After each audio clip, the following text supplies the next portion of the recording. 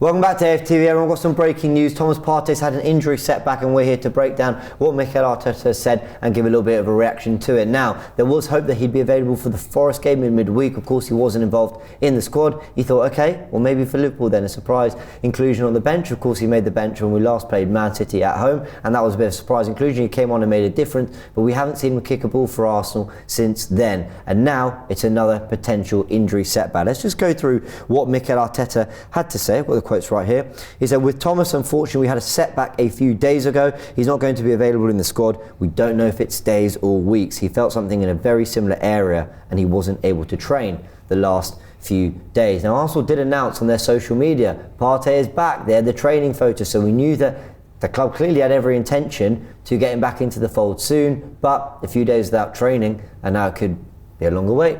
So maybe Cecil and Laurie.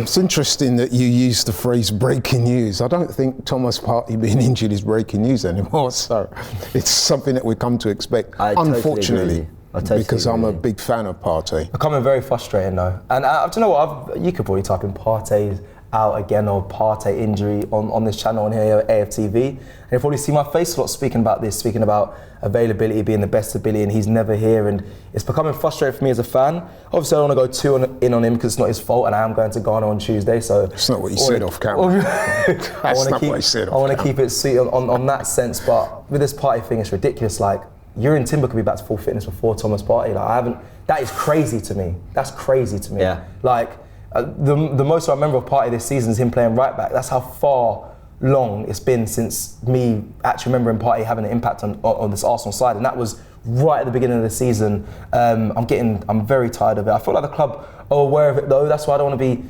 put too much of my aggravation through the screen, because I feel like the club are aware that they need to look to move on from Partey anyway. I think the injury has been a problem from when he first got injured, and it is quite surprising, because when we signed from Atletico, I was checking his injury record like I did with Declan Rice as well, and clean.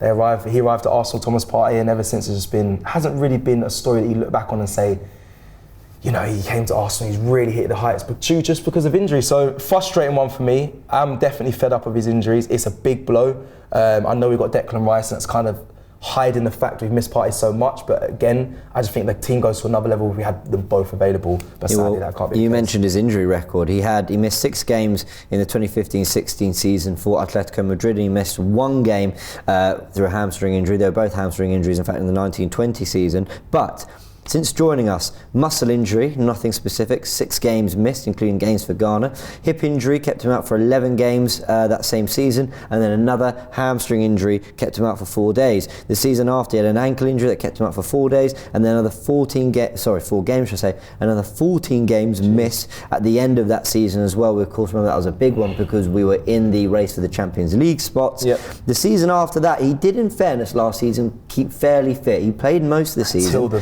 Until the big important games. It denied him 4 games with a thigh problem, 2 games with a knock, and then this season a groin injury, 7 games, and then 14 games via a hamstring injury. So that's 21 games. How bad was that, man? 22 this week. 21 games missed. Crazy. This season. And what, 22 on the week. What pains me even more about all of this as well, and I'm sorry I'm taking a lot of the dialogue here, but just like... Yeah, it's all right, you keep talking. It's difficult to then go and put this player in the market. And I think Arsenal, like I said, have been looking to kind of move on from Partey for a while, since they've realised how injury prone he is, especially at the tender age of 30. I just think, you know, it's hard to now sell a player with an injury history like this. How do you get him? We paid what I think it's 45 million for Thomas Partey in 2020, and I mean, he has the ability and the qualities to probably reach around that figure, but with injuries, I mean, yeah. How do you sell a player like that? Let's ask some big questions then. How much, Laurie, do you, I don't want to say blame, no one's blaming a player for injury problems, but how much do you hold it against the player? Like, is it just all sympathy, I feel really sorry for you, it is what it is? Or is there a part of you that goes, look, like we said this on the Predict 11, like the club's running a business here. Yeah. It's got aspirations, it's trying to win Premier League football matches, and he's a £45 million investment that I imagine is paid fairly well to be available. That's not his fault, but there is a frustration that comes through, and you don't want to. Like, I feel wrong doing it, but it's like, That is just the reality. Yeah, you're right to ask that question, because there is that inevitable frustration, because you're talking about a quality player. I mean, I've checked before, and it's probably still the same because he's not been playing, but our win rate with Partey in the team is about 63%. That drops to 47% when he's not playing. So wow. They play 3 games a season. It ain't hard to. Yeah. No, but I mean, obviously, you're basing that in the time he's been here. Of course. Listen, it's an unfortunate situation. It's unfortunate all round. I mean, imagine how frustrating it is for the club. It must be even worse for him, to be honest, because I'm sure he wants to get out there and play. But I'm also forced to ask myself this question, and I think that this is perhaps a question that needs more explanation, is that is it coincidence, but we keep getting these players? I mean, Timber is a perfect one. You would have checked his record before he come. I mean, he played 1 game for us and we've not seen him since. Yeah. These guys are coming to the club with presumably very good injury records, otherwise we wouldn't be signing them, and yet they're accumulating injuries that's making them miss large parts of the season, important games. So is this a recurring theme? Why is it happening? But a lot of players are being injured across every team. But you can't put it down to the player. It's a short answer to your question. It's nothing to do with the player, I'm sure. It's not like he's leading a reckless lifestyle outside of the football club, which is causing him to get injured. So it's unfortunate. That's what you can say, really. Yeah, the window's just passed, and I really wasn't thinking too much about a midfielder in the window. I didn't think it was massively possible. There were links with Amadou Onana. People were talking about a striker, cover at the back, and I think the midfield conversation maybe got a little bit lost in all that with the return of Smith Rowe. Reports he was training really well. Jorginho's done fine when he stepped in.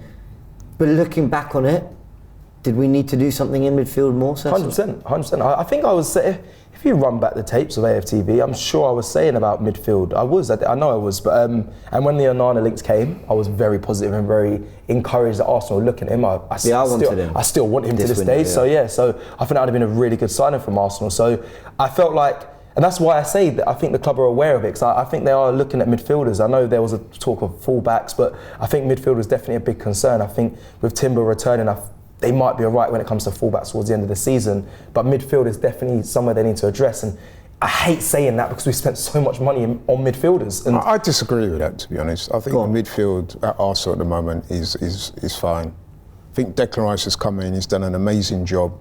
If he goes down, what happens? Mohamed Elneny? Yeah, but I mean, we need a striker. That's what we really need. Yeah. So, that would be the area that the club would prioritise. That was never going to happen in January. We were told that Partey was going to be back, and now, unfortunately, he's had a setback, and he's not back. I mean, and also, I'm going to have some empathy with the club here. There's not too much they could have done about this. Well, it's difficult. They spent £105 million on Declan Rice. Yeah. So a specialised number 6. Who's done very, very well. Yeah, but what people will then say is, cool, we needed to add Rice because Xhaka was leaving anyway, but now you're moving Rice, or let's not say moving, whatever the idea was, it was either Rice is Xhaka's backup, but Partey's got injured so he's having to play 6, or Rice was always going to be the 6, in which case the signing you brought in to replace Xhaka was Chelsea's failed striker. Yeah. Now I'm not going in on Havertz because for me it's early, and it's not... I have my frustrations, but there's no need for that now. But the point is, people will still look at midfield and go, well, Fabio Vieira for 35 million, Smith Rowe new contract. Why do we, after 4 years, not actually know what our best midfield is when you've had plenty of time to know that certain players... That's another one that's kind of gone under the radar, by the way. Which one? Fabio Vieira. He's been out for Yeah, he has, but he hasn't had a long injury record at Arsenal. No. And I think with that's more opportunities, and he's sort of in and out, and then you don't really, it's fair to say that Arteta has spent a lot of money on midfield, whether it be handing out contracts, signing Odegaard, signing Partey, signing Rice, signing Vieira, signing Havertz, giving Smith Rowe a new deal, signing Jorginho, and it has improved, but it's marginal compared to we have a much better midfield than what he took over. But in my opinion, for the amount of work that's been done to it, I can't believe how much work there still is to do on it. Yeah, that's why I say I think it's marginal when it comes to improvements. I feel like we haven't the replacement of like I said, with the injuries, Partey with Xhaka and Odegaard last season, phenomenal. Obviously, Xhaka's now moved on. I don't think we improved in that by signing Havertz. I think if people will argue, listen, give Havertz time, and I hear that, but it might be a marginal improvement if you're on that side of the fence. I don't think so. With Partey being fit, and with Declan Rice is, again, for me, a marginal improvement on a fully fit Thomas Partey in that side.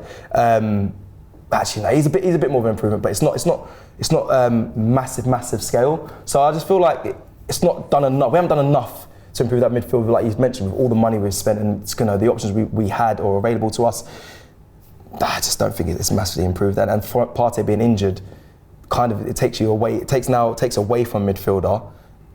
Obviously, I think we've got our frustrations, and the club, probably do have to now plan for life. A world in which you can't really depend on it as part of the squad. Life after Partey.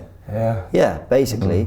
Good. Klopp, fire. Where in the pecking order now is the priority for a 6? If we're talking, you say we need a striker, then most people would agree with that. We need some depth at the back. We probably need another 8. Probably need another 6. We need depth to Saka. How high a priority does another midfielder in the mould of Thomas Partey become?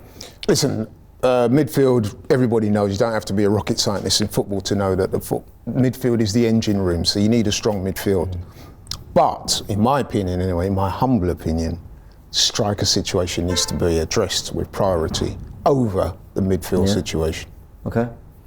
Tough one for me. I think in summer, I think you're right. Strikers definitely needs to be prioritised as well. Especially, by the way, when we got a striker that's also got a bad injury record too, in Jesus. Yeah, Jesus. The way you put your hand on Cecil's shoulder, I think, especially when we've got a striker right here, ready to go. Well, maybe he'd like to apply for the gig. He used to be anyway, a quality striker of much renown. My body is still aching from my football last weekend, so now I'm out of the game. But like I said, in summer, I think... He actually thinks I was being serious this morning. But I enjoy my work. Surely we need a striker over another. No, we do. Okay, so striker over midfield. 100%. For me, striker is definitely priority. I'm just trying to gauge if we can afford an expensive striker and then get a top quality midfielder. Now that's where when you're talking about priority, I don't know what I think you prioritise the striker more. All good strikers are going to be expensive. Of course they are, but can you get enough? Can you get money in to get both? And you might get a lesser.